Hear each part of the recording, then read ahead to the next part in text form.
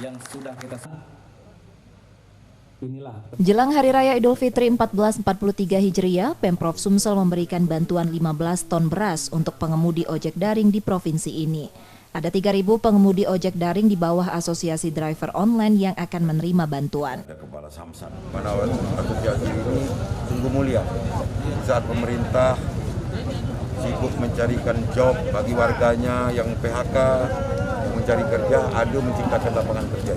Beras selalu dibutuhkan bagi yang membutuhkan dan kurang mampu, kita bantu.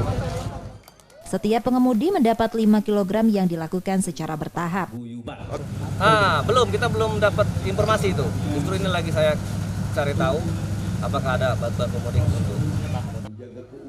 Pengemudi ojek daring juga berharap ada program mudik gratis dari pemerintah Provinsi Sumatera Selatan. Nur Muhammad, Kompas TV, Palembang, Sumatera Selatan.